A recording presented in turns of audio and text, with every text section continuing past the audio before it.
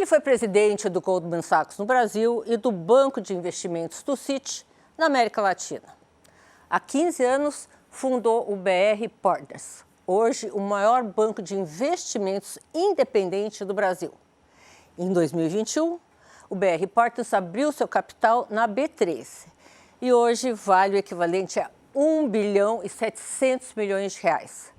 Vamos falar agora com Ricardo Lacerda, CEO do BR Partners. Muito bem-vindo. Muito prazer estar aqui com você. Prazer é todo nosso. Ricardo, a gente estava aqui conversando um pouquinho antes de começar a entrevista e eu estava curiosa para saber como é que ele escolheu esse ramo para trabalhar. É um ramo massacrante, né? Pois é uma história longa, né? Na minha família todo mundo é advogado, né? Então meu avô era advogado, meu pai é advogado, meus tios advogados, alguns foram um pouco para a política e eu sempre achei que eu também ia ser advogado até ali o terceiro colegial, quando eu prestei vestibular. E aí comecei a olhar as coisas mais a fundo e achei que advogado era uma coisa que não tinha tanto a ver comigo, né? Uma questão mais assim teórica, e eu gostava bastante já de números. E aí comecei a olhar os cursos, acabei prestando vestibular na GV, fiz GV e aí comecei a fazer o estágio e a minha vida inteira eu trabalhei em banco, né? Eu comecei no Chase Manhattan, quando ainda era lá no centro de São Paulo, né? Pegava o metrô para ir lá na Rua da Quitanda, do lado da Bolsa. Comecei como analista de crédito, depois passei para uma área comercial e aí fui desenvolvendo uma carreira em banco. O mercado financeiro está passando por revoluções, né? A economia mundial está, enfim, num ponto de interrogação que ninguém sabe para onde vai. Você já viveu um momento parecido com esse na sua história no mercado financeiro? Sim, já vivi muitos, né? Já passamos ali crises no Brasil, é o que nunca faltou, desde o crash da Bolsa em 89, depois crise em 95, desvalorização cambial, a gente teve crise de México, crise de Rússia, crise de Ásia, crise de Nasdaq. Então, aqui no Brasil, essa volatilidade é muito recorrente. De uma certa maneira, os investidores aprenderam a lidar com isso, né? E muitos acabam usando isso como uma oportunidade, né? Às vezes uma oportunidade para rever o portfólio, investir em outras coisas, mas é um momento, eu diria, de acomodação, né? A gente teve uma crise bastante grave que veio com a pandemia, uma coisa que ninguém esperava, que num primeiro momento levou ali a uma queda violenta de PIB, depois houve uma recuperação também igualmente rápida e também com desenvolvimento de setores, né, ligados à tecnologia, ligados ao e-commerce, e a gente acabou passando aqueles 2 anos ali, depois saindo da pandemia, e também com impactos de política monetária, de política fiscal. E o impacto de vários das países. guerras? O impacto das guerras também agora, né? Então, essa é uma incógnita grande, né? Exato, eu acho que toda essa questão geopolítica, né? Então, assim que a gente saiu da pandemia, a gente teve ali estímulos monetários, estímulos fiscais muito grandes, depois houve a recuperação, então tem que haver um ajuste nessas políticas, né? Então, a gente viu aqui no Brasil, por exemplo, o juro caiu para 2%, depois teve que subir ali próximo a 14%, foram choques realmente muito fortes que a gente nunca tinha visto. Mas vamos dizer aqui brasileira. Que o BC foi muito rápido aqui muito no Brasil. Rápido. Talvez por muito experiências rápido. De crise. Exato. E o Fed americano, não. Não. Ricardo, me diz uma coisa, essa velocidade do sistema financeiro brasileiro, porque existe uma velocidade, o sistema é muito bem embasado e estruturado, talvez porque nós tivemos PROER, não sei. Como é que vocês veem, como é que você trabalha hoje? Você vai hoje conversar com um cliente, né? A guerra não sabe para onde vai. Estados Unidos parece que agora, você me corrige de novo se eu estiver errada, parece que agora está ajustando a sua política monetária. A China uma incógnita. A Rússia capitaneada por um louco, né? E agora essa guerra no Oriente Médio. O que teu cliente quer saber e como é que você orienta ele? Então, eu acho que a gente no Brasil tem hoje uma oportunidade, dado tudo isso que você falou, excepcional, porque é um país que está arrumado, é um país que pode crescer muito, né? É um país que hoje se tornou uma opção óbvia para investidores internacionais em função do seu tamanho, em função das oportunidades. Então, como você bem colocou, a China hoje é uma incógnita, a Rússia sumiu do mapa, o México é um país que tem uma concentração de grupos econômicos muito grandes, então não tem o empreendedorismo que a gente tem no Brasil, as oportunidades que a gente tem. A Índia é um país mais difícil. O crime organizado lá é muito mais pesado do que aqui. Mais pesado do que aqui, impacta os negócios, né? Aqui o crime organizado ainda não entrou, digamos assim, no mundo das empresas ou dos negócios, então as oportunidades são muito boas. A Índia é um país de difícil compreensão e é onde os ativos também estão muito caros, então sobrou o Brasil. O Brasil precisa fazer um esforço no sentido de tentar um pouco mais atrair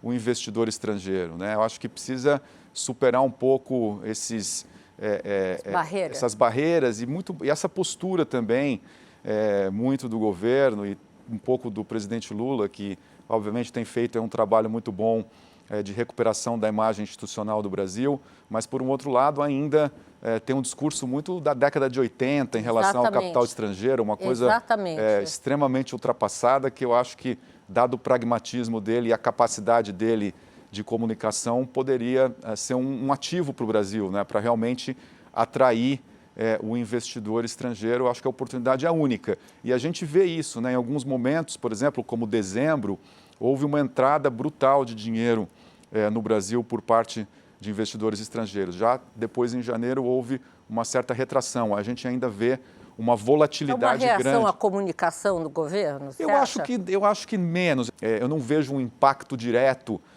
desse discurso ou dessas manifestações em termos de comunicação, mas obviamente que elas não ajudam e poderiam ajudar, né? Eu acho que o discurso poderia ser de mostrar ao mundo qual é a oportunidade que tem no Brasil, que é uma oportunidade única, né, de um país que não apenas tem uma economia muito grande, né, e tem oportunidades, tem mercado consumidor, tem regras que, obviamente, têm aí as suas viradas, mas tem uma certa estabilidade, mas, acima de tudo, o Brasil tem um nível de empreendedorismo e uma quantidade de empresas que você só vê nos Estados Unidos, né?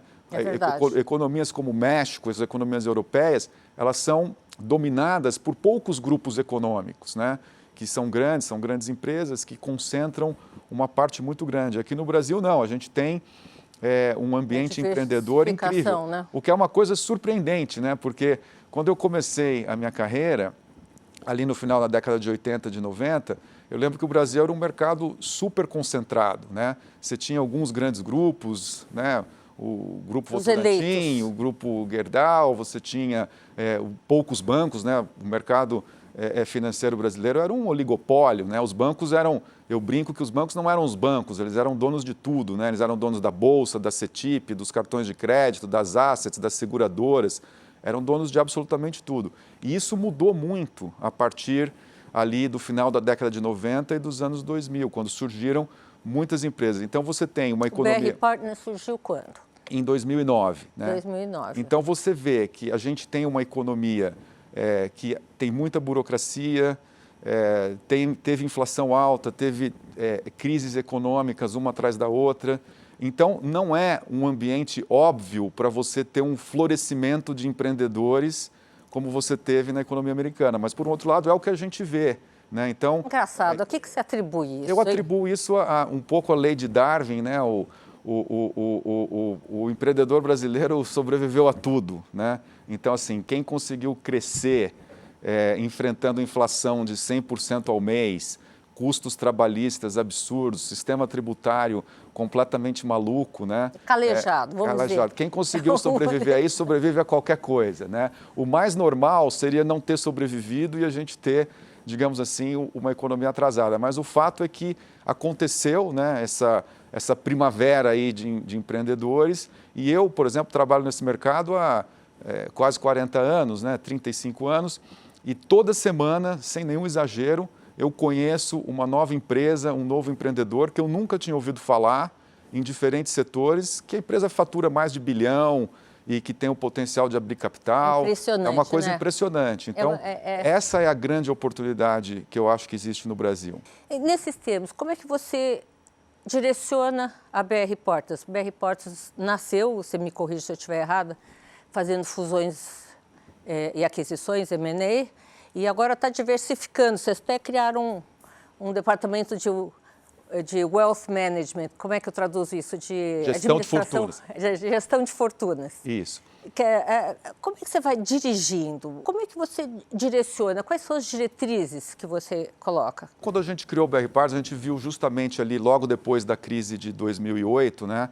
Eu trabalhava no Citibank, foi realmente um evento catastrófico para os bancos americanos, né? Vários deles quebraram, precisaram contar com a ajuda do governo.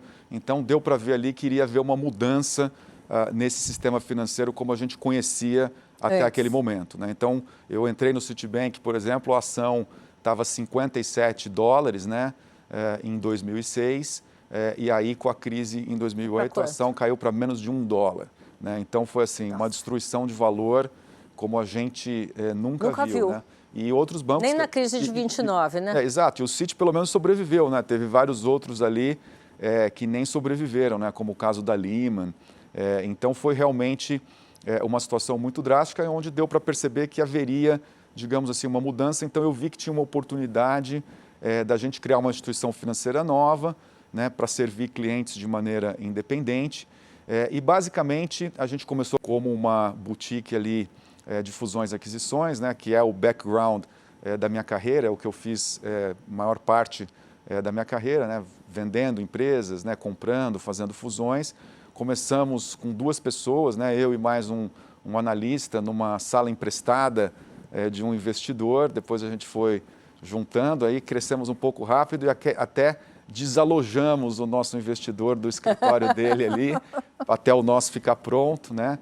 E o que a gente viu desde o começo, como oportunidade para o BR Partners, é o seguinte, para usar uma palavra da moda hoje, né, que as pessoas gostam... Sustentabilidade? É o ecossistema, né? O ecossistema que a gente atua, né, é um ecossistema de grandes empresas, grandes empresários, empreendedores, altos executivos e investidores, né? Esse é o público com o qual a gente interage, tanto na área de fusões e aquisições, quanto na área de mercado de capitais. A gente também tem uma área que serve à tesouraria das empresas, nas operações que eles fazem no dia a dia, né? E aí o que a gente viu é que a gente cuidava do cliente enquanto ele era um empresário, mas a partir do momento que ele vendia a empresa, a gente não cuidava do dinheiro dele, né? Então eu até brincava com os meus clientes o seguinte: bom, como eu estou vendendo a sua empresa, eu preciso te cobrar mais porque eu estou vendendo o meu cliente junto, né?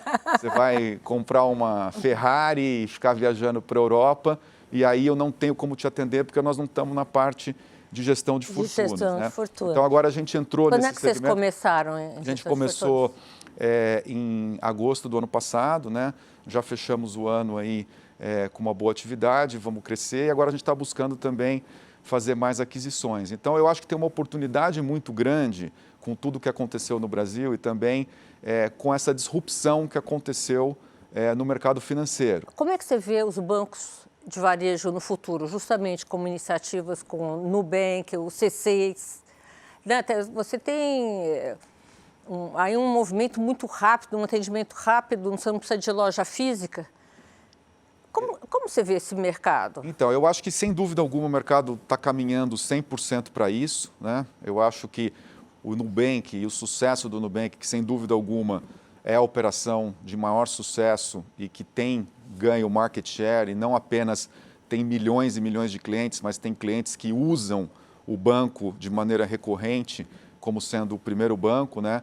Tem mostrado que o caminho é esse, né? Então, o caminho é deixar de ter agência, né? Deixar de ter essa série de custos e ter um ambiente financeiro transacional 100% tecnológico. A grande dúvida que eu vejo é que, da forma como as coisas estão caminhando, daqui a uns anos talvez não faça tanta diferença você ter uma conta no Nubank, ou no WhatsApp, ou no C6, ou no Google, ou no .gov.br, porque esses bancos de dados eles estão cada vez mais completos, né, e cada vez mais acessíveis e cada vez mais disponíveis para o cliente migrar de um para outro. Então, eu acho que vai ser um jogo de rouba-monte, né, onde essas tecnologias vão ficando cada vez mais acessíveis, e aí o importante vai ser quem tem os clientes e, acima de tudo, quem tem o cliente como satisfeito. seu usuário satisfeito e como usuário principal, né? Então, muitas vezes a gente vê, o Banco X está com 50 milhões de clientes, está com 30 milhões de clientes. Obviamente que o Brasil é um país muito grande, então esses números você acaba chegando muito rápido. Mas quem usa efetivamente o banco como uma primeira opção, né? Porque isso é muito importante, porque o histórico mostra que quando você tem uma conta no banco X, Y, Z e aquele banco é o banco que você usa primordialmente para suas transações, você vai deixar mais dinheiro lá, você vai pensar duas vezes antes de atrasar um pagamento, antes de, digamos assim, dar um calote naquele banco, né? Então, existe um benefício muito grande para quem consegue trazer o cliente para utilizar o banco como primeira opção. E eu acho que isso é o que está mostrando toda essa revolução que a gente vê hoje no varejo. Ricardo, eu acabei de lembrar do agente bancário, aquele que é no interior do Amazonas e era responsável pelo serviço ali financeiro, não tinha agência, enfim. Vão todos virar agentes bancários, onde o Brasil, vamos dizer, no caso do brasileiro, onde o sistema financeiro é um dos melhores do mundo, não tem dúvida. Como é que vai funcionar isso? Por exemplo, vai ter assim, uma montanha de imóveis remanescentes do Itaú, Bradesco, Santander. Como é que eu não vejo assim fisicamente, o que vai acontecer? Vai sobrar um monte de imóvel, o mercado vai cair, sei lá. Eu acho que sim, eu acho que tudo aquilo que é puramente transacional não vai mais contar com pessoas ou com agências. Então, por que você vai pegar aí até a agência bancária para você fazer uma transação se você pode fazer do seu celular com segurança, com eficiência e com um custo muito mais baixo, né? Então, eu acho que isso claramente é a tendência. Mas as pessoas não vão sentir falta de pessoas? Eu acho que as gerações novas não. Eu acho que você pegar, por exemplo, o meu pai, que tem 87 anos, ele ainda vai na agência bancária. Por quê? Porque ele faz isso há 70 anos. Então, ele está acostumado a passar no banco, a falar com o gerente, tomar um cafezinho. Então, eu acho que em algumas cidades do interior, em algumas regiões, como você colocou, mais afastadas, as pessoas ainda têm esse hábito, mas cada vez menos, né? Cada vez ficou mais fácil você operar tudo do seu celular, porque é rápido, é seguro, né? E é muito mais eficiente e permite também o banco oferecer vantagens. Então, eu acho que esse movimento é irreversível, né? E eu acho que as pessoas que fazem esse trabalho, digamos assim, mais burocrático, de abertura de contas ou de acompanhamento de transações, isso tende a sumir porque o custo é muito alto, né? Acho que sim, as agências vão ficar fantasmas, porque como a gente vê com as agências de várias outras segmentos também, por exemplo, concessionária de automóvel, né? Tinha um monte, hoje tem menos. Por quê? Você tem um showroom e a pessoa vai lá e às vezes vai na agência, às vezes na própria internet, configura o seu veículo e tal, e acaba comprando e vai retirar num determinado lugar, né? Será um admirável mundo novo, né? E ninguém Sim. sabe quais vão ser esses empregos, quais vão ser as carências. Na minha idade, eu gosto de ter alguém para eu poder telefonar e falar, o que eu faço? Deu um problema aqui. E isso parece que não vai existir.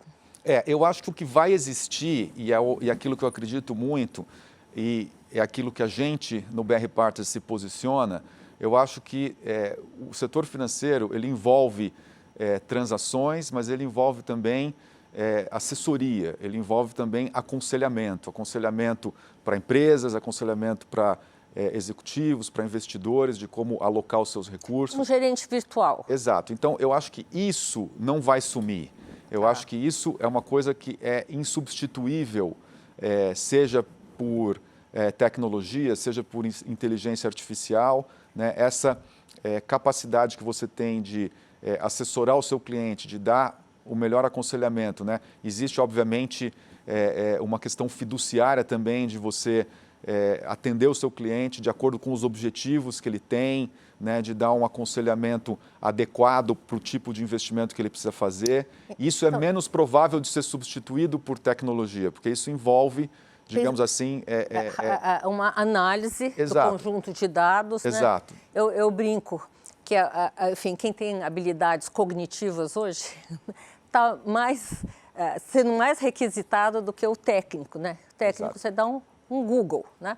O ser humano vai ter que aprender a lidar com as habilidades cognitivas. O Pix, ele trouxe prejuízo para os bancos? Porque você não faz mais aquela... Sim, eu acho que, na verdade, ele trouxe ganho para o cliente. O cliente. Né? Ele trouxe eficiência e aí hoje, o sistema financeiro brasileiro, ele sempre foi muito avançado tecnologicamente comparado a outros lugares do mundo. Eu me lembro Estados Unidos. Eu me lembro até, morei 10 anos nos Estados Unidos, você fazia uma transferência bancária, levava 3, 4 dias para você chegar o dinheiro na outra conta. Aqui no Brasil, já há muitos anos que você consegue fazer uma transferência que é praticamente imediata, né? E agora com o Pix, então, ficou uma coisa extremamente simples.